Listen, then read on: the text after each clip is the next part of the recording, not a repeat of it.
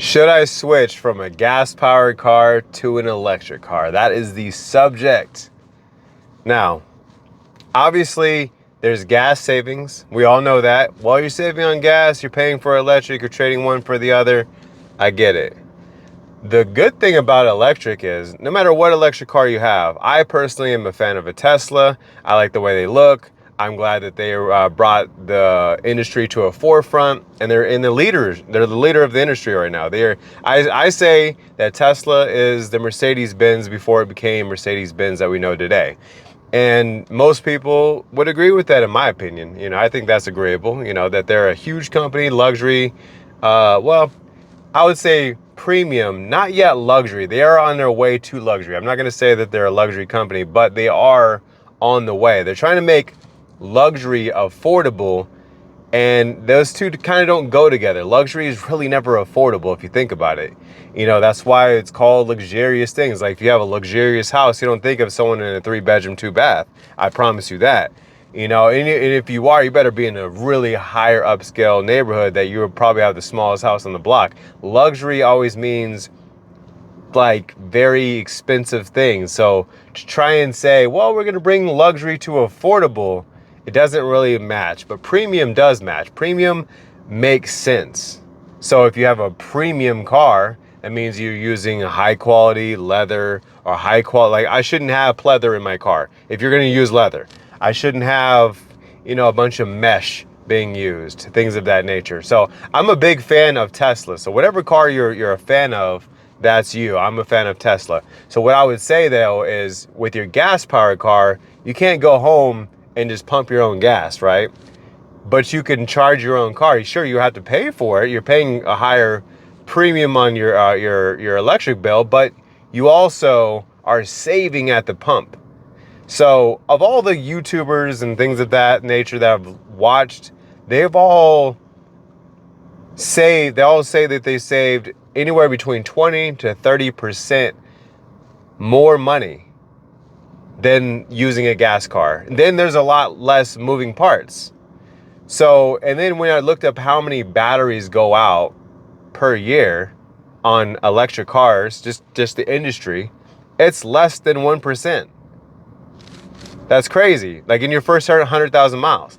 Now in your second 100,000 miles, depends on if you're using like, let's just say your supercharger all the time. If you're always supercharging your car multiple times per day, it's going to wear down your battery. It's going to cause it to have issues, and ultimately it's going to go out.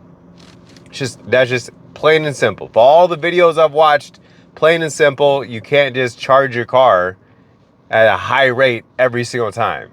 It just is what it is.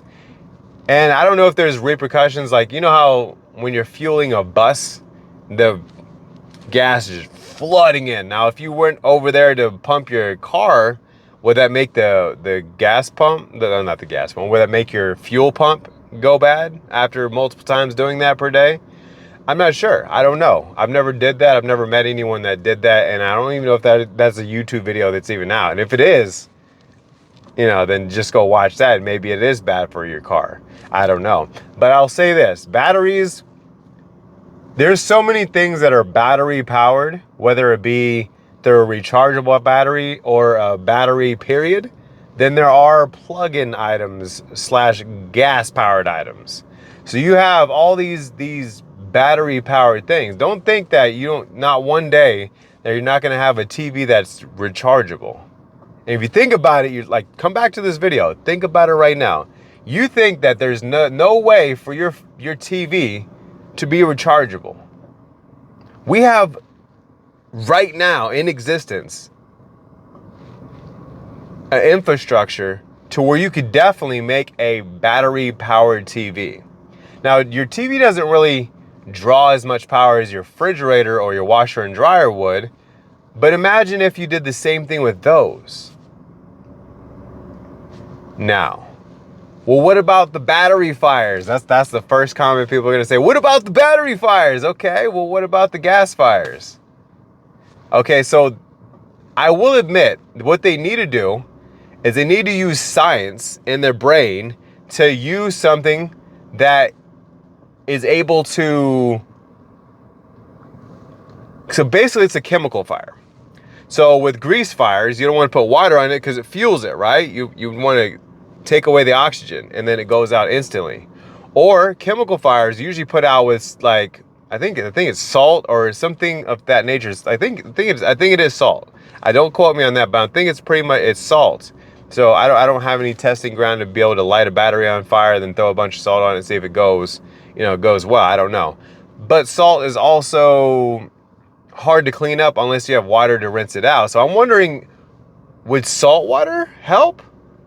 Would salt water eliminate the battery fire? I don't know. I'm not a scientist. I'm not going to act like I am. But I'm saying if they just put their science brain together and see what puts out a chemical fire fast, then they could ultimately use that as firefighters, use that in a firefighter situation to eliminate the fire on your battery.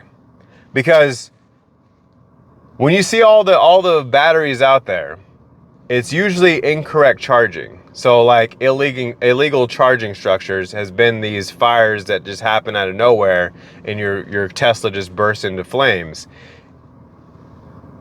If you look up the videos on YouTube, they happen really quickly. So there was a guy, I did watch this one video, there was a guy who was driving down the freeway in his Model Y, and his Model Y caught fire. So he started to vibrate really crazy. And he thought he had blew a tire, so he pulled over, and the next thing you know, he just sees it start smoking, and then all of a sudden it's in flames.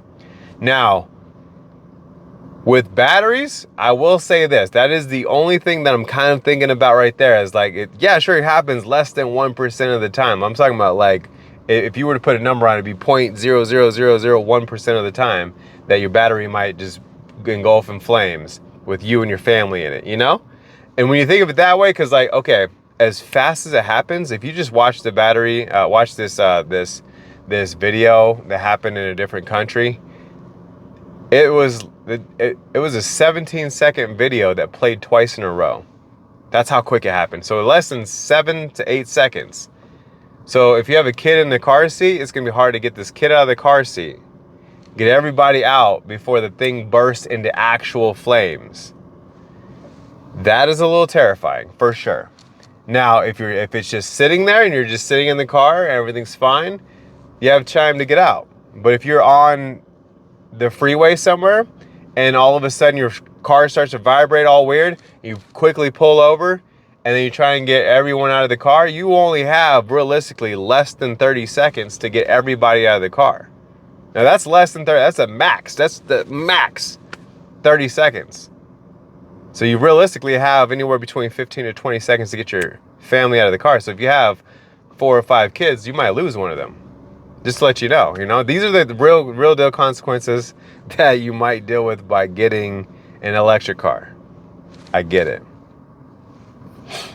Gas-powered cars have way more issues when it comes down to fire. Way more issues. There's more burning vehicles on gas than electric. So while I'm swimming in the ocean, do I think about how many sharks could be in that ocean? Like how many sharks could be near me? Yeah, oh yeah. Oh yeah, I do. I definitely do. Especially now that I'm older. Shark attacks are real, right? And realistically, out of all the shark attacks, it's been a lot less than you think. Less than 100 shark attacks per year. And how many people go to the beach every single day? Okay. That's all I'm saying. That's all I'm saying. There's a percentage of you getting struck by lightning. But how many lightning strikes? Less than 1,000 per year. Worldwide. You know what I'm saying? These are numbers from worldwide. So realistically, most likely, almost 99%, you're not going to get struck by lightning. You're not going to get bit by a shark. You're not going to get burned up in a car fire. But somebody will, for sure. With that said, do you think you should switch from a gas to an electric, knowing that the probability, there's a very, very, very, very, very small probability that you might die in a battery fire? I think you have more chance getting hit by a car walking across the street or driving down the road. You see what I'm saying? So what I'll tell you this, if you're worried about that in particular, you should just don't even think about it. Just skip over and keep moving. But what I'm worried about efficiency and not having to fix the car every X amount of miles. Depends on what brand you pick. Like when I picked Dodge, I had a Dodge Avenger and I just bought it, bro. I just bought it. It wasn't brand new, but it had less than 40,000 miles. I drove it from Texas to Arizona. And by the time I got to Arizona, Winslow, Arizona, my alternator went out. I just picked it up off the dealership and my alternator went out. Then for the next 6 years of owning this stupid thing and paying it off, this is the only car I paid off so far, but all paying it off and everything, I had literally fixed everything in a 360, including the transmission, the air conditioning in a 360. You know what happened? It started all over again. Once I went all the way around and replaced everything, it started all over again. I just sold it. As soon as I paid it off, I just sold it. Absolute money grab, money pit. I hated that car. I loved it because it looked amazing. I loved it. I loved the fact that it had dark tints and it looked super nice. But I hated it, bro. It was nothing but problems. Nothing but problems. If it didn't have problems, I'd probably still own that car today because it was a really good car. I really liked it. It's just the problems. And these are Dodge issues. Dodge, bro. Like you could literally, if you get Dodge from 0 miles, sell it just before 50,000. Just do it. Just do it. Just do it. Sell it out there. Get it out of your life because you're gonna start fixing everything in a full 360. Every single Dodge out there. Because the reason why I say every is because I've literally talked to many other Dodge owners and they all say the same thing. Is like, yeah, I've had this problem, this. Thousands and thousands and thousands of dollars straight down the toilet. So with that many moving parts on a gas-powered car, I would rather just fix what's wrong with my Tesla and knowing that the battery could potentially, maybe, most likely won't light on fire. Most likely won't need to replace the battery as long as I take care of it and not overcharge it every night, not flood it in with a bunch of supercharging every day. Then yes, I will literally be okay. You know? So I would say, do you think I should switch from a gas-powered to an electric? If you ask me, I'm definitely going to say yes, because electrifying America is a thing, and they are almost giving these things away. And whenever everyone's driving an electric car, Tesla's going to be way up there. All the other companies would be right down there. And I promise you, you're going to be like, bro, I could have bought this Tesla for whatever price you were going to say. You definitely could have, but now it's double, triple the amount. It's going to be like that. Right now, we have a lot of gas-powered cars still out here. We have a lot of infrastructure. We have a lot of problems that we're still addressing. So I get it. It's a little bit scary. I don't know if I should jump in or not, but now is the time, especially now. Especially if you're going to finance a vehicle, they're offering 1.99% as of this date of this video. 1.99% for qualified viewers, all the way up to 6.99% for anyone who has trash credit like 640 or below. Then yes, you'll be at 6.9. But they are also offering 12.99, 16.99 at all these other dealerships. So just go get yourself a Tesla, baby. Go get yourself a Tesla. And obviously this video is not sponsored by Tesla, but if you could just go ahead and sponsor me out of Tesla, yeah, be much appreciated. See you on the next one. Also, there was no comment on the last video, so hey, I don't have any comment to put here, but if you comment down below, I will go ahead and get to your comment and put your comment in the video, and I'll respond to your question in the video with your comment popped up, okay? But if I don't have a comment, then I ain't got nothing to put there. Also, I don't respond to comments in the comment section, but you already know how it goes. Peace!